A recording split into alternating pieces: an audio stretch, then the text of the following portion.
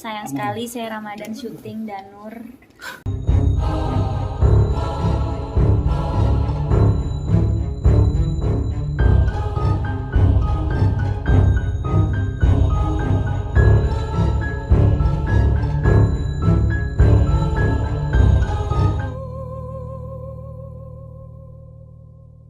Atau gimana cari tahu? Pasti seneng banget karena yang tadi aku bilang, aku tuh diving kan dari 3 tahun lalu ya. Kaimana tuh udah pasti masuk wishlist gitu.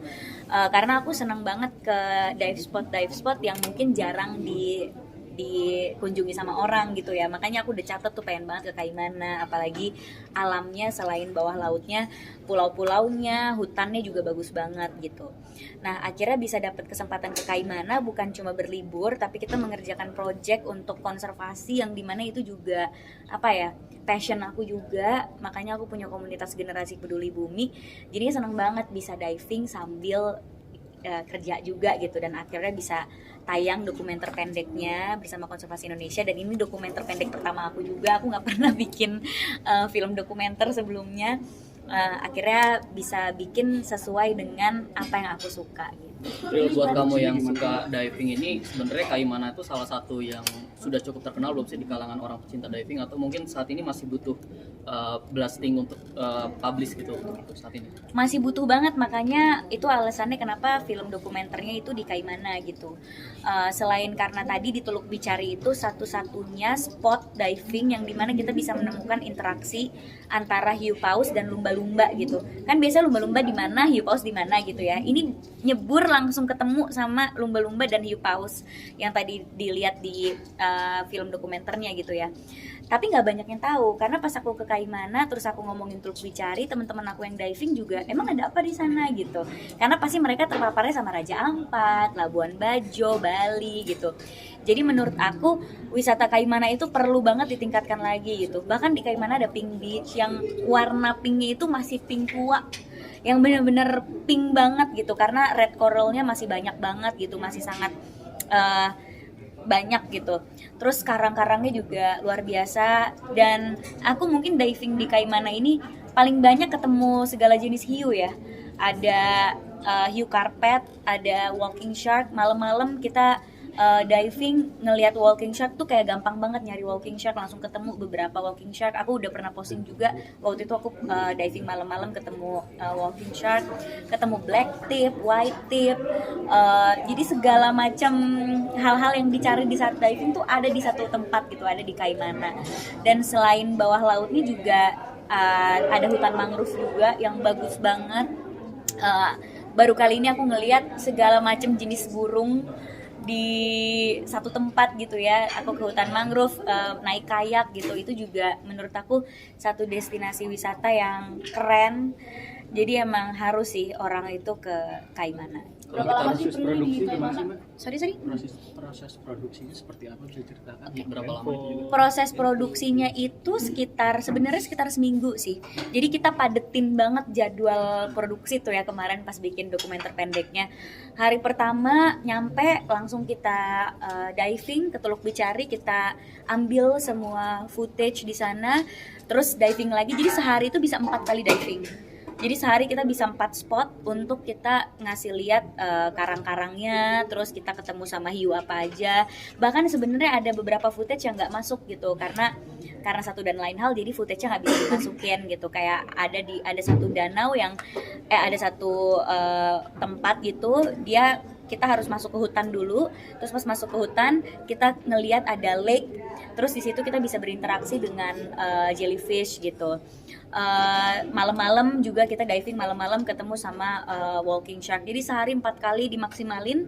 Abis diving nggak istirahat, langsung kita ke hutan untuk ngambil footage yang tadi ada di dokumenter pendek di hutan mangrove itu, footage burung dan semuanya. Jadi seminggu itu kita padetin banget tuh produksinya. Terus setelah kamu ngeliat Kaimana ini bagus gitu ya, terus menurutmu masukan seperti apa yang buat Kaimana tuh bisa sejajar gitu untuk kayak spot diving lain kayak Raja Ampat dan lain-lain? Nah, itu masukan kamu apa yang perlu ditingkatin biar bisa sejajar gitu? Oh, yang pasti awareness-nya sih. Karena kalau misalnya dilihat tadi dari drone ya, dari atas nggak kalah cantik kan sama Raja Ampat. Kaimana juga punya pemandangan yang luar biasa bagus gitu. Cuma kan orang nggak tahu gitu karena yang dipromosikan sama diver dan influencer kan pasti ke Raja Ampat gitu. Nah, makanya aku langsung bikin dokumenter pendeknya supaya orang bisa langsung tahu Kaimana tuh di mana gitu dan seperti apa, karena biasanya orang taunya Kaimana itu senja di Kaimana karena ada lagunya dulu kan, tapi kan itu lagunya zaman dulu banget. Kayaknya millennials dan Gen Z kayak kurang terpapar sama lagu itu gitu. Jadi yang menurut aku awareness-nya sih dari pemerintah daerahnya juga perlu banget meningkatkan awareness, mungkin bisa bekerja sama dengan key opinion leader yang bisa berkunjung ke sana dan memposting soal Kaimana, karena kan ya harus memanfaatkan kemajuan teknologi ya, sosmed, TikTok, semua mempromosikan itu lewat sosial media gitu. Makanya ini juga tayangnya di YouTube kan, dokumenter pendeknya, dan footage pendeknya akan tayang juga di Instagram aku, di TikTok aku, supaya orang ngelihat Kaimana tuh seperti apa sih gitu. Ada tantangan seperti apa sih Mbak? Tantangan produksi yang Mbak hadapi? Tantangannya udah pasti kita tuh nggak bisa ngebaca alam ya, kita nggak bisa ngebaca, kita turun dapat footage atau enggak.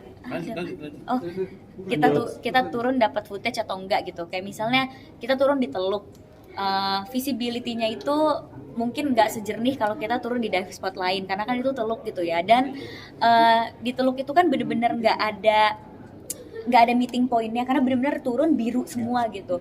Jadi harus hati-hati, takutnya hilang gitu. Harus benar-benar ngejaga tim, harus nggak boleh pisah sama tim. Karena jujur ada kejadian lucu banget di si Teluk Bicari itu. Saking aku semangatnya pengen ngambil footage lumba-lumba, karena aku pegang kamera juga, aku akhirnya berenang ngikutin lumba-lumbanya karena visibility-nya itu cuma 5 meter. Jadi pas nengok tim aku udah, mana tim aku gitu. Loh, untungnya ada satu dive buddy aku, Ibu Meizani, yang ngikutin aku karena dia udah ngeliat, wah Prilly udah berenang ngikutin lumba-lumba nih, kalau nggak diikutin hilang. Akhirnya dia ngikutin aku, cuma kita berdua jadi terpisah sama yang lain. Akhirnya ya udah bunyiin kentongan gitu, kayak kita punya tongkat untuk bunyiin tabung diving kita sampai tim kita nyariin kita gitu. Untungnya kita berdua udah rescue diver, jadi kita tahu kalau kita pisah dari rombongan gimana gitu. Nah itu tuh tantangannya kalau di alam ya, benar-benar kita nggak bisa baca alam itu seperti apa. Terus juga kayak misalnya di tengah hutan terus tiba-tiba saya pengen buang air itu saya harus buang air di hutan. Jadi ya ngerasain lah pengalaman lucu kayak gitu, yang kayak udah kebelet banget tapi ya gimana lagi di hutan, ya udah jadi bolang deh, kita buang air di hutan, gali dulu gitu. Bilasnya di air laut mau gimana gitu ya. Itu jadi pengalaman yang luar biasa banget sih. Terus bangun harus jam 4 pagi untuk kita dapat ngelihat burung gitu, karena kan burung ada ya di bener-bener dini hari banget. Terus nggak ada sinyal pastinya kalau kita lagi di tengah-tengah situ. Ya itu tantangannya luar biasa, tapi itulah pengalaman yang nggak terlupakan. Kenapa akhirnya film dokumenter pendek yang menjadi pilihan produksi terkait dengan ini, dan bagaimana sih Mbak melihat minat masyarakat untuk menonton dokumenter pendek saat ini? Oke. Sebenarnya kalau aku bisa milih, aku sih pengennya bener-bener bikin film panjang soal laut ya. Kalau aku bisa milih dokumenter panjang atau ya cerita fiksi tapi kita mengangkat pariwisata Indonesia. Cuma kan itu memerlukan proses yang sangat-sangat panjang.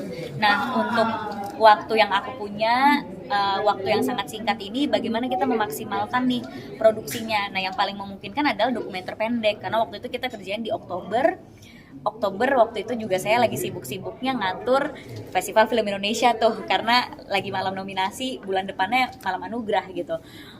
Ya udah, jadi yang paling memungkinkan adalah dokumenter pendek karena waktu produksinya itu cuma seminggu dan nggak memerlukan alat yang berat gitu untuk memproduksi dokumenter pendek. Sedangkan kalau film panjang kan mungkin kita harus pakai kamera apa untuk bisa tayang di layar lebar, untuk bisa memenuhi kualitas yang diinginkan sama masyarakat untuk film panjang. Jadi yang paling memungkinkan untuk saat ini adalah dokumenter pendek. Tapi kalau ditanya cita-cita saya sih pengen banget bikin film panjang soal laut gitu, entah itu dokumenter atau itu cerita fiksi, tapi ketika kita nonton filmnya kita mempromosikan laut Indonesia atau alam Indonesia gitu. Terkait minat Teman masyarakat menonton Prilly, pesan apa yang mau disampaikan Prilly Oh sorry. dari film ini? Oke, ini dulu berarti ya. Menurut aku minat orang untuk nonton dokumenter tuh masih tinggi banget ya. Makanya banyak banget film-film dokumenter pendek maupun panjang yang masih diproduksi hingga saat ini. Cuma bagaimana kita mengemasnya aja sih, karena kita harus tahu nih target audiens kita siapa sih. Kita pengen film dokumenter ini ditonton sama siapa. Kalau kita pengen banyak ditonton sama anak-anak muda, karena anak-anak muda yang misalnya punya energi untuk mempromosikan juga atau berlibur atau diving gitu. Ya berarti kita harus mengemas film dokumenter pendeknya secara fun, yang orang itu nggak bosan nontonnya, nggak ngajarin, tapi lebih kayak menarik mereka untuk ikut berpetualang bersama kita. Makanya kalau ngelihat dokumenter pendek yang aku dan Konservasi Indonesia buat, kita nggak ngajarin ini loh alam, ini loh ini, tapi kita lebih ke bercerita gitu, lebih ke memperlihatkan alam Indonesia yang luar biasa dan magis gitu. Dan pertanyaan selanjutnya, harapannya yang pasti yang nonton semoga banyak, tapi selain banyak, ketika orang menonton dokumenter pendek ini langsung ada aksi yang ingin mereka lakukan. Misalnya jadi tertarik untuk menjaga lingkungan, tertarik untuk mengadaptasi gaya hidup ramah lingkungan, tertarik untuk liburan di Indonesia dulu gitu, baru di luar negeri, atau tertarik ambil diving license supaya bisa ikut menikmati keindahan bawah laut Indonesia gitu. April, update sedikit dong. Sedikit. Satu aja.